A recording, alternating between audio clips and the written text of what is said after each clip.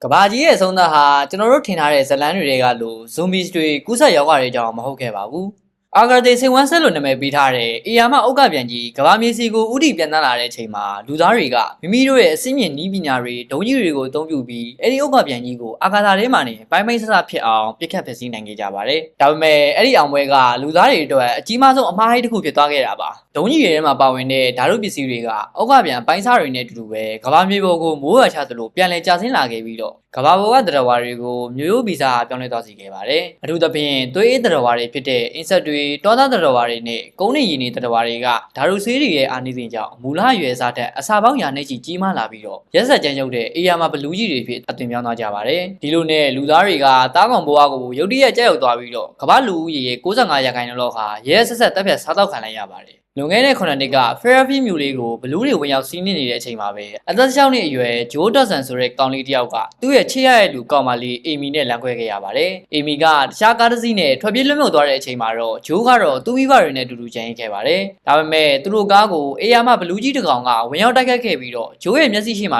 ိဘနှစ်ပါးလုံးအသက်ဆုံးရှုံးသွားခဲ့ရပါတယ်။ဂျိုးဟာကံကောင်းထောက်မစွာနဲ့စစ်တပ်ကကယ်ဆယ်ရေးအဖွဲ့တွေနဲ့တွေ့ပြီးတော့မြေရောက်ဘန်ကာတစ်ခုထဲကိုရောက်ရှိသွားပါတယ်။အသက်24နှစ်အရွယ်ရောက်နေပြီဖြစ်တဲ့ဂျိုးဟာမြေရောက်ဘန်ကာထဲမှာတခြားအသက်ရှင်ကျန်ရစ်တဲ့လူတွေနဲ့အတူပေါင်းနေထိုင်ခဲ့ရပါတယ်။သူ့ရဲ့ဘန်ကာထဲမှာအားလုံးကအတွဲကိုစုနဲ့ချစ်ချစ်ခင်ခင်ရှိကြပေမဲ့ဂျိုးတယောက်တည်းရတာရီးစားမရှိဘဲနဲ့တည်ကြံနေတာပါ။ဂျိုးဟာတဘာဝအရာကြောက်တတ်တဲ့စိတ်ရှိပြီးတော့အန်ဒီယန်နဲ့ကြုံလာရင်ဘာမှလုပ်မရဘဲနဲ့ရက်တန်သွားတတ်တဲ့ freeze ယောဂရှိပါတယ်။ဒါကြောင့်သူ့ကိုဘန်ကာတွေကလူတွေကအပြင်ထွက်ပြီးဘလူးတွေကိုတိုက်ခိုက်ဖို့အဆရှာဖို့ဘယ်တော့မှအခိုင်းမခံရဘဲနဲ့ဘန်ကာထဲမှာဟင်းကြိုချတ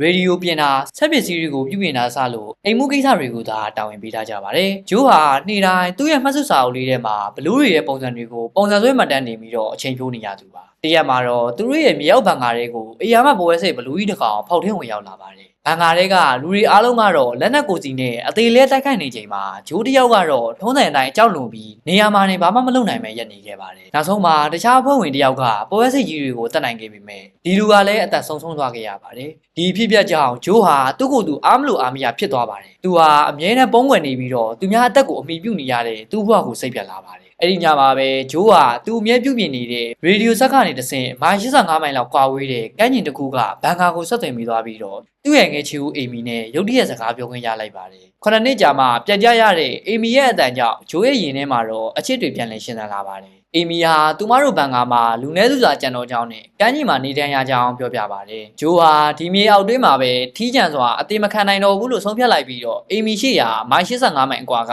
ကမ်းခြေကိုမြေပြင်ပေါ်ကနေခြေလျင်လျှောက်ပြီးသွားဖို့ဆုံးဖြတ်လိုက်ပါတယ်။ဘန်ကာတွေကလူတွေအားလုံးကဂျိုးရဲ့ဆုံးဖြတ်ချက်ကိုဝိုင်းဝန်းတားဆီးကြပါတယ်။ပြင်မာလောကမှာအင်းဆက်ဘလူးတွေပြည့်နေနေပြီးတော့တာမန်တိုက်ခိုက်ရေးသမားတွေတောင်မှပဲအသက်ရှင်ဖို့ခက်ခဲတဲ့နေရာမှာအလွန်ကြောက်တတ်တဲ့ဂျိုးအတွက်ကတော့တေချာပေါက်တေလမ်းပဲလို့ပြောကြပါတယ်။ဒါပေမဲ့ဂျိုးကတော့ဆုံးဖြတ်ချက်ကိုမပြင်တော့ပါဘူး။သူဟာအေမီစီကိုသွားဖို့အတွက်မြေပုံတစ်ခုဆွဲကျိုးဝေးတစ်လုံးလွယ်ပြီးတော့ကိုပိုင်ဖန်နေထားတဲ့ crossbow တစ်လက်ကိုကင်က9နှစ်တာကာလအတွင်းပထမအဆုံးအကြိမ်ဖြစ်မြေရောက်ဘန်ကာရဲ့တကားကိုဖွင့်ပြီးအပြင်လောကကြီးစီကိုခြေချလိုက်ပါတယ်။အပြင်လောကကြီးဟာဂျိုးထင်ထားတာထက်အများကြီးပြောင်းလဲနေပါပြီ။လူတွေမရှိတော့တဲ့အတွက်တဘောဝတရားကပြန်လည်လွှမ်းမိုးနေပြီးတော့အဆောက်အဦဟောင်းတွေမှာတစ်ပင်ချုံတွေဖုံးလန်းနေပါတယ်။ဂျိုးဟာပထမအဆုံးနေ့မှာနေမယ်မြေပေါ်ကခရီးကိုတတိကြီးစွာနဲ့စတင်ရှောင်လန်းခဲ့ပါတယ်။ဒါပေမဲ့မကြခင်မှာပဲစွန့်ပစ်ထားတဲ့အိမ်ရောက်တစ်ခုနားရောက်မှာပဲအေယာမဖာဘလူးကြီးတစ်ကောင်ရဲ့တိုက်ခိုက်မှုကိုခံရပါတော့တယ်။ဖာဒီဟာအင်ကြီးထက်တောင်ကြီးမားနေပြီးတော့ဂျိုးကိုသူ့ရဲ့ရှည်လျားတဲ့ရှာကြီးနဲ့လမ်းပတ်ဖို့ကြိုးစားပါတယ်။ဂျိုးဟာထုံးစံအတိုင်းပဲအကြောက်လွန်ပြီးတော့ဒူးလေးကိုတော့မပြစ်နိုင်ပဲမင်သက်နေခဲ့ပါတယ်။ဖားကြီးက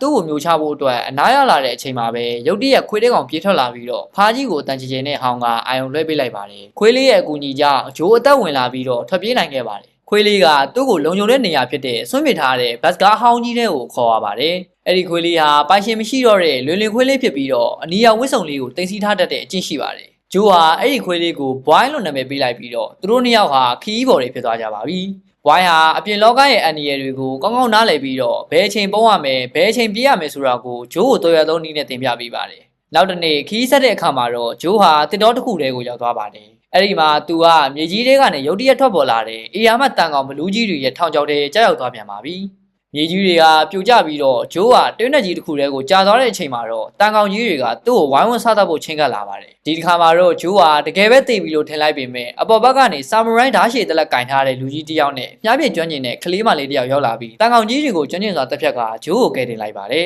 သူတို့ကတော့အသက်50ကျော်အရွယ်ခလိုက်နဲ့အသက်10နှစ်အရွယ်မင်းနိုတို့ပဲဖြစ်ပါတယ်သူတို့နှစ်ယောက်ဟာတားဖားတွေမဟုတ်ကြပေမဲ့မိသားစုတည်ဆုံသွားပြီးနောက်မှာတော့အတူတူရှေ့တန်းနေထိုင်ကြတဲ့သူတွေပါသူတို့ဟာတောင်တန်းရီစီကိုခီးနေရတာဖြစ်ပြီးအေးဒဏ်ကိုဘလူးတွေကမခံနိုင်တဲ့အတွက်တောင်ပေါ်ဒေသကပိုလုံယုံတယ်လို့ယုံကြည်ထားကြတာပါခလိုက်နဲ့မင်းနိုတို့ကဂျိုးရဲ့အကြောက်လွန်တတ်တဲ့အကျင့်နဲ့အတွေးကြုံမရှိမှုကိုကြည်ပြီးအလွန်အော်သွားကြပါတယ်ဒါပေမဲ့ဂျိုးကတော့သူချစ်ရတဲ့ကောင်မလေးအတွက်မိုင်85မိုင်ကိုဖျက်သွားမဲ့ရည်ရွယ်ချက်ကိုကြားတဲ့အခါမှာတော့သူ့ရဲ့ရဲရဲမှုကိုအသိမှတ်ပြုပြီးသူတို့သွားမဲ့လန်ခီတစ်ပိုင်းကိုသူခေါ်သွားပြီးဆုံးဖြတ်လိုက်ပါတယ်ခီးသွားနေစဉ်အတွင်းမှာပဲခလိုက်ကဂျိုးကိုအပြင်လောကမှာအသက်ရှင်သန်မှုအတွက်အရေးကြီးတဲ့စီကံချက်တွေကိုစတင်သင်ကြားပေးပါတယ်စီကံနံပါတ်1ကိုယ့်ရဲ့အလိုလိုသိစိတ်ကိုအမြဲယုံကြည်ပါစီကံနံပါတ်2ကားတွေဘတ်ကားတွေထဲမှာဘယ်တော့မှမပုံးပါနဲ့အဲ့အရာတွေကဘလူးတွေအတွက်စစ်သူဘူးတွေလိုပါပဲစီကံနံပါတ်3ပူနွေးတဲ့စားစာတွေမချက်ပါနဲ့အနမ်းကြောင့်ဘလူးတွေရောက်လာတတ်ပါတယ်နံပါတ်4ခြေအေးတွေကိုအမြဲ6သိအောင်ထားပါခြေထောက်ကျမ်းမာရေးကအရေးကြီးဆုံးပါပဲစားတဲ့အသက်ရှင်နေရေးညီလန်းတွေကိုဂျိုးတယောက်သိချာမှတ်သားခဲ့ရပါတယ်မင်းတို့ကလည်းဂျိုးကိုဒူးလေးပြက်ခတ်ပုံကိုပုံမကျွမ်းကျင်အောင်သင်ပေးသလိုပ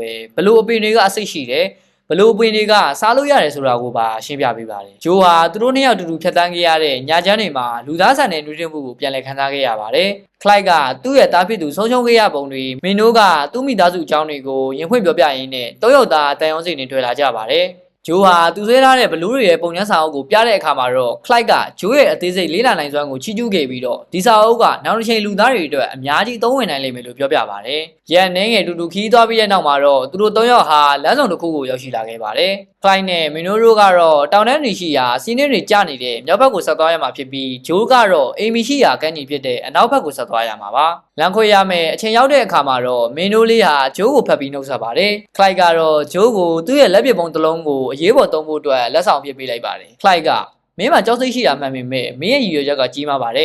်အသက်ရှင်အောင်နေပါဂျိုးဆိုပြီးတော့စိတ်ခွန်အားပေးစကားပြောပြပါတယ်ဂျိုးဟာခလိုက်နဲ့မင်းတို့တောင်တန်းတွေစီတော့ကသွားတာကိုငေးကြည့်ရင်းနဲ့ကျေးဇူးတင်နေပါတယ်အခုဆိုရင်ဂျိုးဟာအရင်ကမြေရောက်ဘန်ကားတွေကဘာမှမသိတဲ့ကောင်လေးမဟုတ်တော့ပါဘူးသူ့ရဲ့ကြောပေါ်အိတ်ထဲမှာအသက်ရှင်နိုင်ရေးစီကံတွေလက်နက်တွေပေါဝင်လာသလိုပဲသူ့ဝေးမှာလည်းတစ္ဆာရှိတဲ့ခွေးလေးဘွိုင်းရှိနေပါတယ်ဂျိုးဟာအသက်ကိုပြင်းပြင်းရှူလိုက်ပြီးတော့အီမီရှိရာကန်းကြီးစီကိုဦးတီကသူ့ရဲ့တကူတော်စွမ်းစားကခီးစဉ်ကြီးကိုယုံကြည်မှုပြည့်နဲ့ဆက်လက်ရှောင်လန်းနေပါတယ်လန်ခီမှာဂျိုးရဲ့စိတ်ဓာတ်တွေကအရင်ကတည်းကအများကြီးရင့်ကျက်လာသလိုပဲအပြင်လောကရဲ့တဘာဝကိုလည်းတဖြည်းဖြည်းနားလည်လာပါတယ်ညမှာတော့သူတို့ဟာဆွတ်ပစ်ထားတဲ့မိုဒယ်အဟောင်းတစ်ခုမှညရင်ထားခဲ့ပါတယ်ဒီနေရာမှာဂျိုးဟာမာဗစ်1လို့ခေါ်တဲ့အစိမ့်မြင့်ဆက်ရုပ်အဟောင်းလေးတစ်ခုကိုမတင်မပဲတွေ့ရှိသွားပါတယ်။မာဗစ်ကဘက်ထရီ15မိနစ်စာလောက်ပဲလုံးလုံးနိုင်တော့တဲ့အခြေအနေမှာရှိနေခဲ့တာပါ။ဂျိုးဟာမာဗစ်ရဲ့အကူအညီနဲ့သူထားခဲ့တဲ့မြေရောက်ဘန်ကာကိုရေဒီယိုလိုင်းကနေတဆင့်လှမ်းပြီးဆက်သွယ်နိုင်ခဲ့ပါတယ်။ဘန်ကာတွေကလူတွေကဂျိုးမရှိတော့တဲ့နောက်မှာတော့သူ့ကိုဘယ်လောက်လွန်ဆွနေကြကြောင်းသူတို့အားလုံးကဂျိုးကိုမိသားစုဝင်တယောက်လိုချစ်ခင်ကြောင်းပြောပြကြတဲ့အခါမှာတော့ဂျိုးရဲ့ရင်ထဲမှာဆုံးနေသွားခဲ့ပါတယ်။ဆက်ရုပ်လေးမာဗစ်ကလည်းဂျိုးကိုနေ့နေ့စကားပြောပြီးရင်းနဲ့ပဲဘက်ထရီကုန်ဆုံးကအပီးတိုင်ရက်တက်သွားခဲ့ပါတယ်။နောက်တစ်နေ့ခီးဆက်တဲ့အခါမှာတော့ဂျိုးနဲ့ဘိုင်းတို့ကမြစ်ကျယ်ကြီးတစ်ခုကိုဖြတ်ကူးရပါတယ်။မြစ်ကိုဖြတ်ကူးနေစီမှာပဲဂျိုးရဲ့ကိုယ်ပေါ်ကိုအေယာမမျှော်ကြီးတွေတွေ့တက်လာပြီးတော့သူ့ရဲ့သွေးတွေကိုစုပ်ယူကအစိတ်သိစေခဲ့ပါတယ်။ဂျိုးဟာမျှော်တွေကိုအသေးအတန်ခွာထုတ်နေတဲ့အချိန်မှာပဲရေထဲကနေလွန်ကြီးမားတဲ့အေယာမကင်းချင်များဘလူးကြီးတစ်ကောင်ရုတ်တရက်ထွက်ပေါ်လာပြီးတိုက်ခိုက်ပါတော့တယ်။ဒီတစ်ခါမှာတော့ဘိုင်းဟာအလွန်မင်းကြောက်ရွံ့သွားပြီးအနီးနားကတစ်ပင်မှာတောရောက်ပေါင်းနေခဲ့ပါတယ်။ဂျိုးဟာအစိတ်သစ်နေတဲ့ကြားတွေကပဲတိမ်မီတူးနေမီတူးစိတ်နဲ့ရဲဝံ့ဝင်ဆိုင်မှုဆုံးဖြတ်လိုက်ပါတယ်။သူဟာခလိုက်ပေးထားတဲ့လက်ပစ်ဘုံကိုအသုံးပြုပြီးတော့ကင်းချင်များတွေကိုအသေးလဲတိုက်ခိုက်ကတပ်ဖြတ်နိုင်ခဲ့ပါတယ်။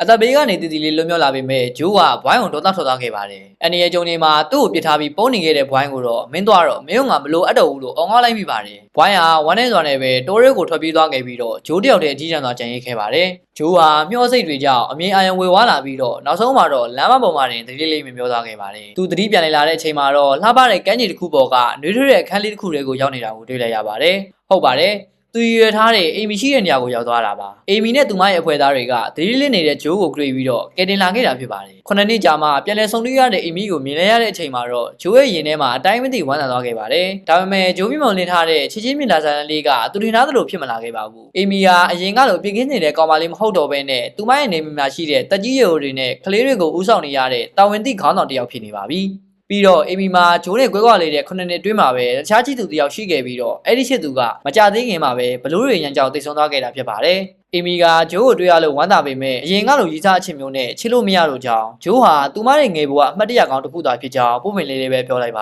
တယ်ဒီစကားကိုကြားလိုက်ရတဲ့အခါမှာတော့မိုင်ပေါင်း85မိုင်ကိုတေဘီကနေရုံးကန်ပြီးလာခဲ့ရတဲ့ဂျိုးကအသင်းနှလုံးကွေးကြေသွားခဲ့ပါတယ်ဒီချိန်မှာပဲအီမီတို့ရဲ့နေမြေကိုဩစတြေးလျရေတပ်ကလို့ခေါ်တဲ့ခပ်ဆိုတဲ့လူနဲ့သူတင်မောသားတွေကရွက်လေကြီးတစ်စီးနဲ့ရောက်ရှိလာပါတယ်ခပ်ကအီမီတို့အဖွဲ့ကိုဘလူးရီယန်ကကီဝီတဲ့နေရာကိုခေါ်ဆောင်သွားမယ်လို့ကြေပေးထားတာကြောင့်ကိုလိုနီတွေအားလုံးကကပတိန်ရဲ့ရွက်လေဘော်ကိုပြောင်းရွှေ့ဖို့ပြင်ဆင်နေပါတယ်ဂျိုးကတော့ခပ်ပြက်ပြောဆိုမှုတွေနဲ့အမူအရာတွေကိုကြည့်ပြီးမတင်ကားစိတ်တွေဝင်လာခဲ့ပါတယ်ဂျိုးဟာခလိုက်တင်မိခဲ့တဲ့လိုစိတ်ကိုယုံကြည်ပါဆိုတဲ့စီကံအတိုင်းပဲခပ်တို့ရဲ့အစီအစဉ်ကိုတိတ်တိတ်ဆောင်စမ်းပါတော့တယ်စုံစမ်းကြည့်လိုက်တဲ့အခါမှာတော့အလွန်ရက်စက်ရုံမာတဲ့အမှန်တရားတစ်ခုကိုရှာဖွေတွေ့ရှိသွားပါတော့တယ်ကပ်နဲ့သူ့အဖွဲ့ဟာတကယ်ကယ်ဆယ်ရေးသမားတွေမဟုတ်တော့ဘဲနဲ့လွတ်မြောက်သူတွေကိုလှည့်စားပြီးတော့ရိတ်ခါတွေလူရက်ခါလူတွေကိုတပ်ဖြတ်နေတဲ့ပင်လယ်ဓမြတွေဖြစ်နေတာပါပိုဆိုးတာကသူတို့ဟာအေယာမကနန်းမလူကြီးတစ်ကောင်ကိုလျှက်စစ်ကြိုးအကြီးစားတွေတက်ဆင်ပြီးတော့လျှက်စစ်ရှော့ပေးကအလိုကြထိန်းချုပ်ခိုင်းစေနေတာဖြစ်ပါတယ်ဂျိုးကအီမီကိုဒီအကြောင်းသွားပြောဖို့လုပ်ပေမဲ့နောက်ကျသွားခဲ့ပါပြီကပ်တို့အဖွဲ့ကသူတို့ရဲ့မျက်နှာဖုံးကိုခွာချလိုက်ပြီးတော့အီမီနဲ့သူ့နာမည်ကလူတွေအားလုံးကိုဖမ်းဆီးကြိုးထုတ်လိုက်ပါတော့တယ်ပြီးတော့ကမ်းခြေကရိတ်ခါတွေကိုလူရက်က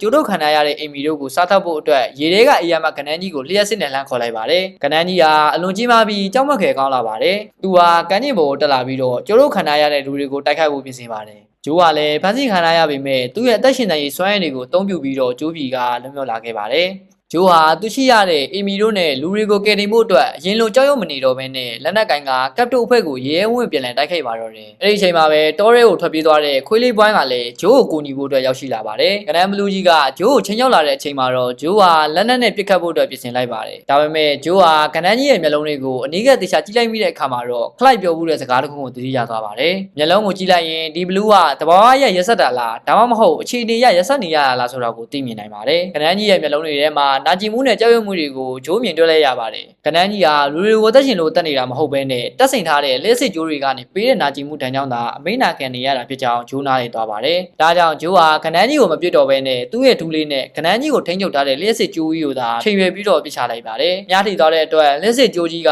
ပြတ်တော့သွားပြီးတော့ကနန်းဘလူးကြီးဟာနာကျင်မှုကနေအပေးတိုင်လွတ်မြောက်သွားပါတော့တယ်။လွတ်လပ်သွားတဲ့ကနန်းကြီးကဂျိုးတို့ကိုလုံးဝအန္တရာယ်မပြုတော့ဘဲနဲ့သူ့ကိုနှိပ်စက်ခဲ့တဲ့ကပ်နဲ့ပင်လန်ဓမြအဖွဲ့ကိုသာလှည့်ပြီးတော့ရဲဆက်ဆက်တပ်ဖြတ်စားတော့လိုက်ပါတော့တယ်။ကပ်တို့အဖွဲ့တေဆုံးသွားပြီးနောက်မှာတော့ကနန်းကြီးကဂျိုးကိုကျေးဇူးတင်တဲ့အနေနဲ့တစ်ချက်ကြည့်ပြီးပင်လယ်ရေအောက်ထဲကိုပြန်လည်ဆင်းသက်သွားပါတယ်။အီမီနဲ့သူ့လူတွေအားလုံးလည်းအသက်ချမ်းသာရသွားခဲ့ကြပါတယ်။အီမီယာဂျိုးရဲ့ရဲရဲမှုနဲ့ပြောင်းလဲသွားတဲ့ဇယိုက်ကိုမြင်ပြီးတော့အလွန်မင်းအောင်လေးစားသွားခဲ့ပါတယ်။အီမီကဂျိုးကိုသူတို့ရဲ့နေမီမှာဆက်နေဖို့အတွက်ကမ်းလှမ်းခဲ့ပါတယ်။ဒါပေမဲ့ဂျိုးကတော့ဒီခရီးစဉ်ကြီးကကြီးမားတဲ့သင်ခန်းစာတစ်ခုကိုရရှိခဲ့ပါပြီ။သူကမိုင်ပေါင်း85မိုင်ကိုဖြတ်သန်းလာခဲ့တာကအချစ်တစ်ခုတည်းကြောင့်မဟုတ်ဘဲနဲ့သူ့ကိုယ်သူရှာဖွေတွေ့ရှိဖို့အတွက်ဖြစ်နေခဲ့တာပါပြီးတော့သူ့ကိုအမြဲတမ်းမိသားစုတစုလိုစောင့်ရှောက်ပေးခဲ့တဲ့မြေရောဘန်ကလူတွေကတကယ်မိသားစုအစ်စ်မှန်ဖြစ်တယ်ဆိုတာကိုဂျိုးနားလည်သွားခဲ့ပါတယ်ဒါကြောင့်ဂျိုးဟာအီမီတို့စီမှာမနေတော့ဘဲနဲ့သူ့ရဲ့ဘန်ကာစီကိုပြန်သွားဖို့ဆုံးဖြတ်လိုက်ပါတယ်အီမီကဂျိုးကိုနှုတ်ဆက်အနမ်းလေးပေးလိုက်ပြီးတော့နှစ်ယောက်သားနားလည်မှုပြည့်နဲ့လမ်းခဲ့ကြပါတယ်ဂျိုးဟာကမ်းခြေကရေဒီယိုစေးုံကနေတဆင့်ကဘာတဝမ်းမှာပေါင်းနေကြတဲ့မြေရောဘန်ကအသီးသီးစီကိုအတန်လွှဲလိုက်ပါတယ်